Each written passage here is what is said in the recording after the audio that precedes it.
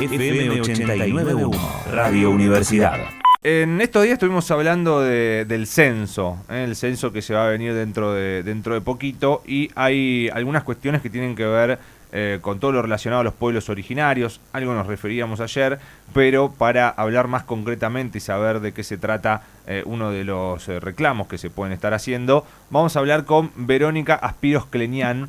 Ella es politóloga, integrante de la comunidad mapuche Epulafquén de Los Toldos. Hola Verónica, ¿cómo estás? Acá Mauro y Camila te saludan.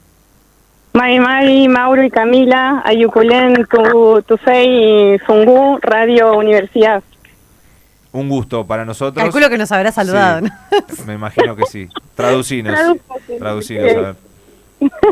¿Qué nos has dicho? Un gusto haber recibido, digamos, el llamado de ustedes de parte de la universidad. Muy bien. Mari es el saludo mapuche. Muy bien. Me encanta. Esto es lengua mapuche, perfecto. Bueno, Verónica, contanos un poco cuál es el reclamo. Entiendo que hay algunos movimientos que se han presentado una medida cautelar en lo que tiene que ver con el censo. Sí, presentamos una medida cautelar en el juzgado número 4, contencioso administrativo, para impedir la impresión de los formularios censales hasta tanto no se modifique la pregunta 23 y la pregunta 24. La pregunta 23, lo que estamos pidiendo es que se liste, que se nombren los 39 pueblos originarios que vivimos en Argentina. Esto genera visibilización estadística, de lo contrario, así como está diseñada la pregunta, son casilleritos en blanco que hay que completar y generaría un resultado menor de la cantidad de gente que se autorreconoce parte de pueblos originarios, porque al escribir el nombre del pueblo originario, no todos los pueblos originarios se escriben de la misma manera, porque tenemos que recordar que la intermediación del castellano es lo que, digamos, a veces adopta un pueblo, o a veces un pueblo, como el caso del pueblo mapuche, adopta su propia grafía, su propio grafemario, su propia manera de escribir el nombre. Entonces puede variar en 2 o 3 maneras de escribir, por ejemplo, quechua o coya o mapuche. Hay diferentes maneras de escribir, digamos, esto que estoy pronunciando, digamos, con la voz. Claro. Entonces, ¿Y cuál sería ahí algún tipo de solución? Escribir el nombre, como lo propuso el tejido de profesionales indígenas, en acuerdo con las 19 áreas de universidades nacionales que trabajamos para incorporar la pregunta lingüística y la variable étnica en el censo. Entonces, nosotros lo que proponemos es que se escriba el nombre del pueblo originario de una única manera. Por ejemplo, Coya tiene 3 maneras de escribirse en castellano: con C de casa, con K de kilo o con Q de queso. Y se puede utilizar la L o la Y, ¿sí? Entonces son variantes. Entonces nosotros lo que decimos es que se defina una única forma de escribir y que solamente el censista lo que tenga que hacer es tildar, para evitar, digamos, el tipeo con diferentes letras. Es decir, sería en vez de un lugar en blanco para completar, diferentes tips con los nombres, que son 39, entiendo. 39, con un solo los casillero 39 blanco. nombres, claro. Los 39 nombres para tildar. Para tildar. ¿No? Y hoy entonces está dispuesto para completar, simplemente. Claro, está solo en casilleros en blancos. Entonces esto tiene 2 consecuencias. La primera es que no todo el mundo sabe los nombres de los 39 pueblos originarios, y el censista, cuando está censando, quiere hacerlo rápido, entonces no va a recurrir, digamos, al manual del censista para verificar si se escribe de una manera o se escribe de otra, porque eso ya lo tenemos por experiencia, que no recurre, digamos, al manual del censista. Por más que haya una capacitación de 8 horas, no se va a memorizar 62 preguntas el censista, va a ir viendo y va a ir, de acuerdo a lo que tenga de memoria, reproduciendo. Pero sí, más allá de esta dificultad operativa del censista, nosotros necesitamos que la Argentina se reconozca plurinacional y plurilingüe. Y no se va a reconocer sino en el único instrumento que tiene el Estado argentino para medir la población cuantitativamente y cualitativamente, si no aparecemos. O sea, que pareciera que nosotros somos invisibles, ¿no? Aparece una pregunta, sí, ¿sos pueblo originario? Sí, yo seguramente soy de apellido López, pero de dentro de los López está Margarita, está Agustín, está Guillermo, está Francisca. Entonces nosotros queremos que nos llamen como nos tenemos que llamar: Francisca López, Guillermo López, Mariquita Pérez. O sea, se entiende por qué necesitamos la especificidad del nombre del pueblo originario. Antes de pasar a la segunda, comentanos, porque después te quiero preguntar también si tuvieron algún tipo de contacto con el gobierno, con el sector encargado del censo, pero decinos la segunda, que tiene que ver con la pregunta 24. Sí, la pregunta 24 es una pregunta que fue instalada por el movimiento indígena, que decía que queríamos que se midieran la cantidad de hablantes de lenguas indígenas y la cantidad de hablantes de otras lenguas para mostrar la diversidad lingüística que hay en Argentina. Entonces, esa pregunta la logramos meter, pero está mal formulada, porque solamente se le va a aplicar, quiere decir, solamente se le va a preguntar a aquellas personas que se autorreconocieron parte de pueblos originarios. Y como ustedes saben, digamos, hubo un proceso de eliminación del indio y de ocultamiento de las identidades étnicas. Entonces, hay hablantes quichuistas en Santiago del Estero que se reconocen hablantes quichuistas, pero no se reconocen indígenas, se reconocen campesinos. Lo mismo pasa con los hablantes guaraníes en Corrientes, en Entre Ríos, que son hablantes guaraníes, pero no se reconocen indígenas, se reconocen o campesinos o urbanos. Entonces, por ejemplo, yo puedo hablar inglés y puedo hablar el italiano o el francés, pero no soy ni italiano ni francesa, soy argentina, ciudadana argentina de origen mapuche, que hablo el francés o hablo el inglés. Bueno, entonces, la pregunta debería aplicarse a la totalidad de la población, tal cual está diseñada en este momento en el cuestionario. Solamente se le aplicaría a los que se reconocieron o las que se reconocieron parte de pueblos originarios. Y también hay una omisión en esa pregunta que tiene que ver con las lenguas de señas, porque hay mucha población sorda que habla lengua de señas, y esa también es una lengua.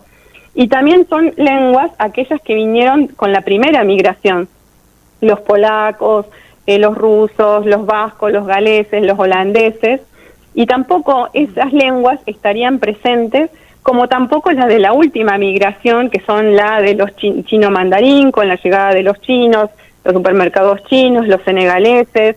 O sea, no estaría el mapa de la diversidad lingüística, digamos, con una pregunta específica en el censo para poder mostrarla.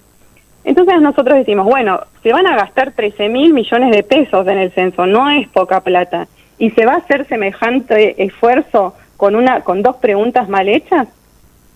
No, queremos que se hagan bien.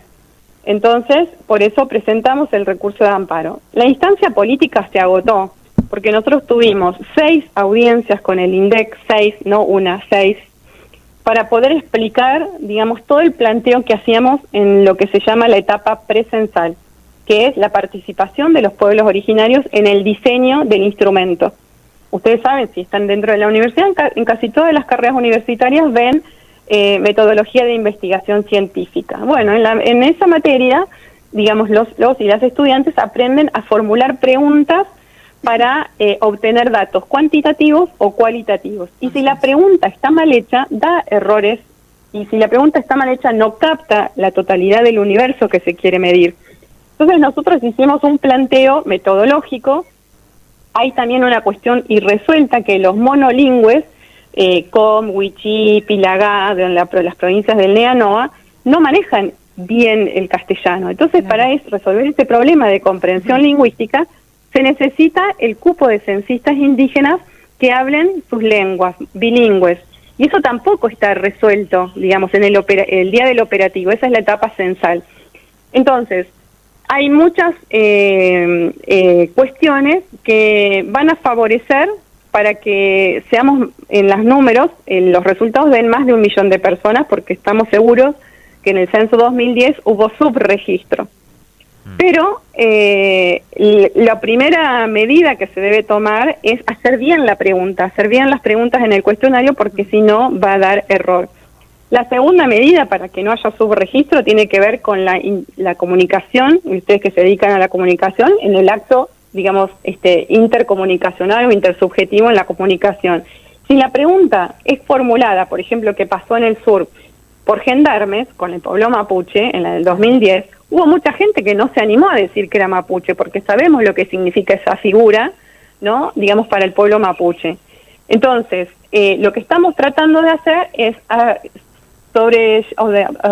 saltar la primera barrera, que es de comprensión lingüística, con la formulación bien de la pregunta 24 y la visibilización de los 39 pueblos. Y después ir resolviendo con las direcciones de estadística de cada provincia el cupo de censistas indígenas, los materiales plurilingües. Por ejemplo, ayer tuvimos una alegría. El INDEX largó unos spots audiovisuales en quechua y en guaraní. No Bien. significa esto que es la revolución, ni mucho menos, y que el Estado se reconoció plurilingüe, pero al menos tomaron nota de tanto insistir nosotros, de que la comunicación, para que sea ejercida como derecho a la información, tiene que ser adaptada a la lengua que habla el pueblo, hablan los pueblos. Entonces, ya tenemos la experiencia de que, por ejemplo, en el IFE hubo mucha gente que no entendió cómo completarlo porque estaba en castellano. Claro. O porque no tenía conexión a Internet. Bueno, acortemos esas desigualdades, porque esa es la intención del tejido. Somos parte de este gobierno popular y queremos que se mejoren las políticas, porque no es un capricho, es un derecho que tiene toda la ciudadanía a acceder a los programas y planes de gobierno y a la información censal, que sobre esa información se diseñan las políticas públicas. Es muy interesante lo que estás planteando y es una problemática que creo que la mayoría nos sorprende, pues no teníamos dimensión de esto que sucedía, ¿no? Y le estamos haciendo hincapié en el censo que se va a realizar en unos meses. Ahora, en realidad estamos hablando de un problema mucho más grande, estamos hablando de conflictos por parte de las instituciones y con la gente que vive aquí en nuestro país. Me imagino que las trabas deben ser muchísimas para muchas cuestiones. Esto vos nombrabas recién el IFE, por ejemplo, pero en un montón de cuestiones nos encontramos entonces trabados, los pueblos se encuentran trabados para realizar, trámites, para poder inscribirse en ciertas cosas, para ser reconocidos. Es mucho más amplio. Sí, es mucho más amplio porque la barrera lingüística impide, nosotros decimos que es la primera barrera de acceso a los derechos, porque es la que impide, por ejemplo, que una mamá wichí que quiera ser atendida en el sistema público de salud en un hospital, digamos, y su médico, su médica, obstetra, no habla su lengua, claro, difícilmente puede atender una atención de calidad, porque no comprende la lengua, y si no está un facilitador o un intérprete wichí, no lo va a poder hacer. Por más que tenga la buena intención el biomédico, digamos, argentino, blanco, criollo, del color que sea. Es como que yo quiera ir a, no hablo ninguna lengua del este, ¿no? Quiera ir a atenderme en Rusia y no hable ruso. Y por más que tenga una médica obstetra de la mejor calidad, no la va a poder aplicar porque no está entendiendo mi dolencia, mi padecimiento. Claro. Lo mismo pasa, por ejemplo, con las niñas wichí. Cuando son violadas, no pueden ir a testimoniar a la comisaría en su lengua, sobre todo en Salta y en Formosa. En Chaco ya está implementado, digamos, que haya un facilitador bilingüe para que tome la declaración. Pero acá mismo, en provincia de Buenos Aires, está el caso de Reina Mará, que fue una mujer migrante boliviana que hablaba quechua, no hablaba castellano, y que fue acusada de asesinato, y transcurrió 2 años y medio de su causa encarcelada, cuando nunca pudo testimoniar en su lengua, y tuvo que actuar el Servicio de Paz y Justicia, y estuvieron buscando traductores y traductoras. Hay traductores en el sistema judicial de chino mandarín, de ruso, de japonés, de inglés, de francés, pero de lenguas indígenas no hay. Entonces, ahí, digamos, cuando nosotros hablamos de racismo institucional, estamos hablando de esas estructuras estatales que no nos ven, que no nos perciben, que no nos quieren ver. Entonces, por eso, el que aparezcan nuestros nombres en el censo es muy importante, porque eso hace efecto cascada ante los otros ministerios, el de justicia, el de salud, el de educación, todos los ministerios, ¿no? El de información pública, por ejemplo, cuando el presidente habla a los y las argentinas, ¿le habla o hay una interpretación de los anuncios en las lenguas indígenas? ¿O esa población no importa a la Argentina? Entonces, por eso no generamos esta adaptación sociolingüística, porque yo no digo de que todos los funcionarios hablen 2 o 3 lenguas, pero en sectores y en lugares donde hay mucha presencia de pueblos originarios, debería ser, digamos, una acción para mejorar la calidad, digamos, de las políticas públicas. Verónica, nosotros tenemos... Sí. Vos decías que habías tenido algunas reuniones con los organizadores del censo. ¿Cuál fue el planteo o la respuesta ante el planteo que estaban haciendo ustedes? El INDEC, en la anterior gestión macrista, dijo que no se podían incorporar los nombres de los pueblos originarios porque aumentaría el costo de la impresión de los formularios al ocupar más de media carilla. ¿Eso se lo dijeron encima? Sí, lo tenemos. No, lo tenemos registrado. Bueno, lo mismo era para la pregunta de las lenguas indígenas, que ellos tenían planificado en el inicio hacer 35 preguntas básicas. Luego, cuando vino la gestión, digamos, de Alberto Fernández, ampliaron a 57 del cuestionario básico, y ahora en el último tramo, después de la segunda prueba piloto y del censo experimental, en el censo experimental llegaron a 62, donde incorporan la pregunta de las lenguas indígenas. ¿Por qué digo esto? Porque la pregunta de las lenguas indígenas no hubiera estado en el cuestionario censal si el movimiento indígena y el tejido de profesionales indígenas, digamos, no hubiera hecho manifestaciones públicas, un entramado con universidades, con la CEPAL, con el Consejo Interuniversitario Nacional, con los sindicatos, con los colegios de antropólogos. Bueno, no sé qué organización no tocamos para que entendiera cuál era nuestro reclamo y se transversalizara nuestro reclamo. Pero no era un reclamo porque queremos que nos aumenten un subsidio o porque queremos que no sea un beneficio económico para nuestra organización. No, queremos que nos cuenten bien. Nosotros decimos, tristemente ya nos contaron con los dedos de las manos y con las balas. Bueno, ahora queremos que nos cuenten de nuestra resistencia y resistencia, ¿no? Reexistimos en este presente en Argentina y resistimos a todo aquello que nos quiere ocultar, nos quieren invisibilizar, nos quieren negar nuestra propia existencia. Entonces, hemos hecho mucho esfuerzo para instalar, hemos hecho producciones audiovisuales en 9 lenguas, hemos hecho capacitaciones, creo que logramos instalarlo, por eso estamos contentos, más allá de la medida cautelar que presentamos y esperamos que la sentencia sea a favor nuestra, ya logramos, aunque sea el 50% del petitorio, porque la pregunta apareció, mal, pero apareció, ¿no? Quiere decir que estamos, por primera vez el Estado argentino está aceptando que se hablan otras lenguas, ¿no? Además del español. Y entonces decimos, bueno, si aceptaste que se hablen otras lenguas además del español, ahora aceptemos que hubo una responsabilidad estatal por el desplazamiento de las lenguas indígenas, porque tenemos que recordar por qué nosotros empezamos a perder las lenguas. No fue por decisión propia, fue porque se obligó a la población indígena a castellanizarse, a evangelizarse, y ayer en la manifestación que hicimos frente al juzgado, hubo relatos muy hermosos en su belleza porque eran verdaderos.